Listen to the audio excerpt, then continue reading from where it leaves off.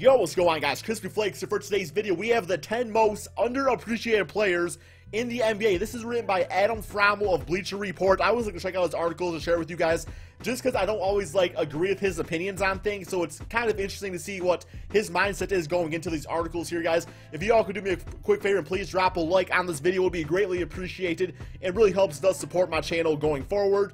So here we go, guys. This, of course, is going to be type of players out there that are the glue guys of the NBA. Maybe guys that have good contracts that just kind of go unnoticed because, they're not the LeBron Jameses, or they're not the Giannis's or the Russell Westbrooks of the world, but just guys that you need to win a championship. It's fact of the matter, guys. A superstar just really cannot do it all by themselves. I mean, Michael Jordan needed Scottie Pippen. We all know LeBron James in his younger days, getting swept by the Spurs and everything. So just players, championship teams need these type of players on their team here. So the first one we have is Al-Farouq Aminu of the Portland Trail Blazers. He is 27 years old. He actually is averaging 9 points, 8 rebounds per game, which is very nice. 8 rebounds, especially if he's at the small forward position. I'm not totally familiar with the Portland Trail Blazers starting lineup outside of Damian Lillard, CJ McCollum, also Nurkic at center. So if he plays small forward and puts up these numbers, that's actually really nice. I know he has a $14 million contract, which I really think just goes to show, guys like bitch-ass Joakim Noah, who really, man, is robbed with a bank stat-wise, because he's not putting up stats. I know he's suspended right now, but even when he does play, he never plays anyway because he's always injured. Just guys with really bad contracts. It makes you forget about these guys that still put up the numbers, but yet they don't really get the payday to reflect it. All right, next up, by the way, guys, the link to this article is in the description below. If you want to read all that, guys, feel free to do it or pause the video. That also works too. Next up, we have Will Barton of the Denver Nuggets. Now, personally speaking, I like Will Barton a lot.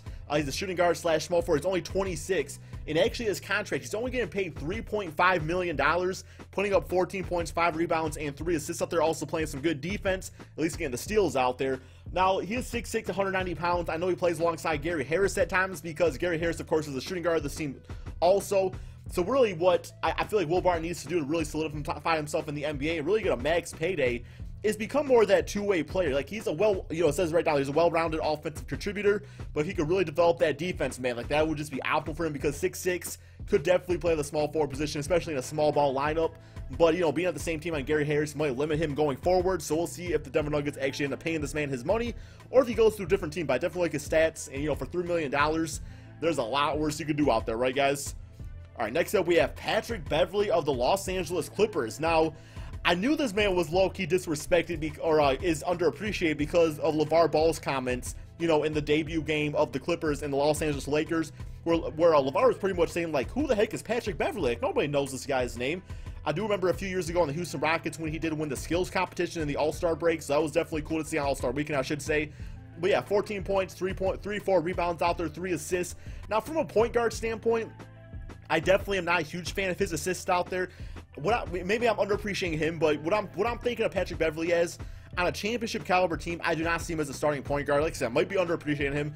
Absolutely phenomenal defensive player, guys. Patrick Beverley playing defense is nice, man. He definitely is going to help any team out there. But just when you play the point guard position, unless you really have a guy that's going to handle the ball the majority of the time, like a Giannis, a point forward that some people might call him, you really need your point guard to have better playmaking abilities out there. So on the Clippers right now, he has a... Sorry, my game was glitching out. I got 2K pulled up on my end right here. He actually has a contract of $5.5 million.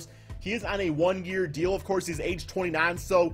by the time you get to that 30 range, it's kind of hard to get some of those big contracts unless you're really just that type of player out there. I mean, a guy like Patrick Beverley, he could play until he's 40 probably, assuming he keeps up his athleticism and everything. But next up, we do have Darren Collison. Yes, guys, the Indiana Pacers have been absolutely killing it. If you are underappreciating Darren Collison, how the heck is he even on this list, man? Come on, y'all gotta be respecting what Darren Collison is doing for the Pacers right now. Offensively, him and Victor Oladipo, I mean, that whole Pacers team is just balling out right now. I'm very happy to see him, really putting up those numbers right there, averaging 13 points, but also getting it done assist-wise, getting 7 assists per game, even having some rebounds, too. Now, he's 6'2", 185 pounds, age 30, and he's on a 1-year, $10 million contract. Now, if he keeps on playing like this, since he can shoot and everything, and usually jump shooters, their game translates very well going forward as they age and everything. I could definitely see him getting a nice little contract on the Indiana Pacers if they decide to keep him around. I don't see why they wouldn't unless they want to go maybe for a younger point guard going forward, but by the way the Pacers are looking right now, he's going to be around for a while anyway. So next up we have Robert Covington of the Philadelphia 76ers. Now, I know for a fact this guy is doing some crazy things for the amount of money that he gets paid. One of the best three-point shooters in the NBA at his position, guys. I mean, he really does put up the numbers right there. And he's only getting paid $1.58 million. He's 6'9". He's got the height and everything, getting the points, getting the rebounds, getting nearly 2 steals a game, which is really good for the small forward position. And, yeah, saying right there that his improved shooting is not a fluke. Like, he's been knocked down the 3 ball. I mean, from a mid-range standpoint, I know he's, like, average right there, but definitely extend his game out to the 3-point shot. And it looks like he's shooting, like, 50% right now, which is, like, he's also taking, what, 7.2 deep attempts per game? Nice, man, nice. All right, next up, we got Gorgui Dieng. I think that's how you say his name right there, of the Minnesota Timberwolves. Now, he's averaging 6 points, 4 rebounds. See, this is a player that I do not consider underappreciated because, if I remember correctly, he has a very large contract on the Timberwolves. He is currently getting paid nearly $63 million. So I definitely see him as a good role player out there. And, you know, he's got an 85 mid-range shot on 2K, so that translates to him being a good mid-range shooter. Really in the NBA right there. 3-ball, I mean, it's okay. He can definitely knock down if he's wide open. He's definitely a hustle guy out there and everything. But, I mean, I feel like to be underappreciated, your contract has to reflect that. So, yes, he puts up decent role player numbers. But, I don't know, man. It says he's playing 15 minutes a game, coming off the bench behind Taj Gibson. Yeah, so maybe his per 36 stats are a lot better, but I kind of disagree with this one right here. Good player. I don't really think he's underappreciated. I think he's just as appreciated as he needs to be. Next up, we have Al Horford. And yes, guys, I will say I am a victim of underappreciating what Al Horford does for the Boston Celtics. Now, I always thought he was not a very good defender. And it turns out this season, he is like one of the best defensive big guys in the NBA. Like, not so much from a stat standpoint, like, getting 0.8 steals and 0.8 blocks, but really just being quick out there and keeping in front of his guys on defense. I mean, he's averaging 9 rebounds, which is really nice for him also. Of course, you know, his contract situation, I mean, you got to pay certain players anyway, so you got to spend the money somehow. So, yeah, I would definitely say Al Horford. I've victimized him of being underappreciated, but Boston Celtics playing really good basketball right now to making this video. And Al Horford having one of his better seasons.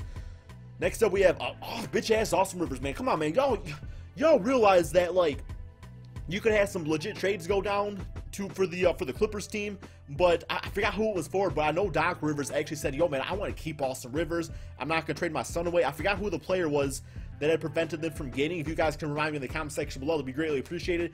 He's age 25, so he is young and everything. 11 points.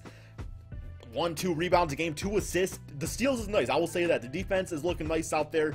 Scoring-wise, man, kind of looking like a basic bitch point guard to me. Like a 6th man, maybe a 7th man or something like that. I don't see him really being underappreciated at all. But, hey, you know, I guess Adam Fromel thinks differently. Let me know what you guys think in the comment section below. Next up, we have Andre Roberson. Now, I know this dude gets roasted because of his 3-point shot. But honestly speaking, I think he is the perfect player to have alongside Russell Westbrook, Paul George, and also Carmelo Anthony, just for the sake that he does play great defense, and he doesn't really need to shoot a lot. I mean, last season he shot a lot more because, of course, Russell Westbrook was really the only great player on that team. I mean, there were some also good players, but yeah, this season, like, if Roberson just kind of sticks to that corner 3, which it's not always pretty coming off the fingertips, but every now and then he does make one and plays good defense. Great player to have. I know he got himself a nice little payday, so something to think about. But yeah, man, I think he's a good player for the OKC Thunder, for, you know, based on the situation. And next up, we have Kemba Walker.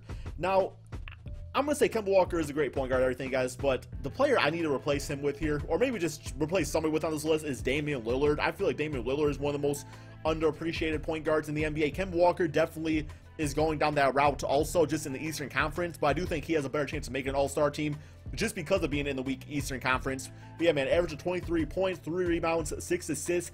Now, you want to talk about another player that's underappreciated right now in the NBA season. That is Dwight Howard, who is actually having like his 2nd best rebounding season of all time, guys. That's going back to his Orlando Magic days. So yes, Kemba Walker, Dwight Howard, both doing some big things for the Charlotte Hornets. Yeah, so I mean, I guess I somewhat agree with this list. There's a few that I'm kind of shaky about, but for the most part, man, it's pretty accurate right there. Anyway, guys, let me know in the comment section below, who is the most underappreciated player in your eyes on your NBA team, or just one of your favorite players in general.